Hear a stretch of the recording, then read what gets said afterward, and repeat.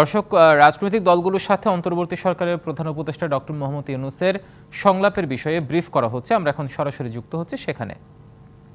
একটা স্পষ্ট একটা আমরা ইয়েটা দেখছি যে কিভাবে হবে প্রসিডিউরটা।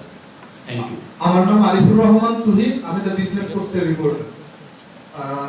দুটো বিষয় হলো আমার জানা। প্রথমত হলো রাজনৈতিক দলগুলো আমাদের সাথে সংবাদ সম্মেলন করে জানিয়েছে, আমাদের সাথে কথা বলার পরে, যে তারা স্পেসিফিকলি কয়েকজন উপদেষ্টার ব্যাপারে তারা অসন্তুষ্ট এবং এই বিষয়টি বিশেষ করে হলো জনপ্রশাসনের যিনি দায়িত্বপ্রাপ্ত আছেন, উপদেষ্টা নেই সরাসরি, এবং আইন উপদেষ্টা, স্বরাষ্ট্র উপদেষ্টা, তাদের জন্য প্রত্যাহার ওরা দাবি করেছেন এবং নতুন করে হলো আরো দুজনকে ইনক্লুড করার ব্যাপারে বলেছেন। এটা হলো ফার্স্ট।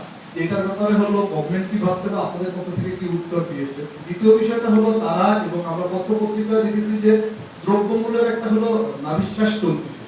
তো এই জায়গা থেকে আসলে ইন্ডিয়ান গভর্নমেন্ট কি ভাবতেছে, কারণ হলো একটা বিপ্লব পরবর্তী অলরেডি আপনাদের প্রায় 2 মাস হতে গেল, বিপ্লব আসতে 2 মাস হলো, সেই জায়গা থেকে যে এখন দ্রব্যমূল্য নিয়ন্ত্রণের বাইরে আসলে গভর্নমেন্ট এর থেকে এটা কি আপনাদের চিন্তা ভাবনা, কিভাবে এটা কাজ করবে?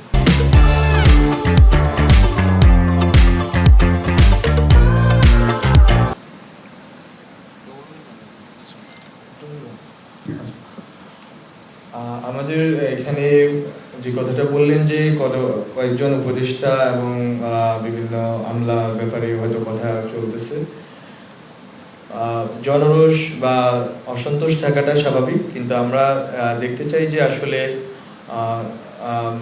যেই রকম অ্যাডভাইজারদেরকে যেই ধরনের কাজের দায়িত্ব দেওয়া হয়েছে, তারা এই কাজগুলো যদি সঠিকভাবে যদি দায়িত্ব পালন করেন, আমরা মনে করি এই সময়টুকু তাদের দেওয়া উচিত এবং দেখা উচিত যে তারা আসলে জনগণের আকাঙ্ক্ষা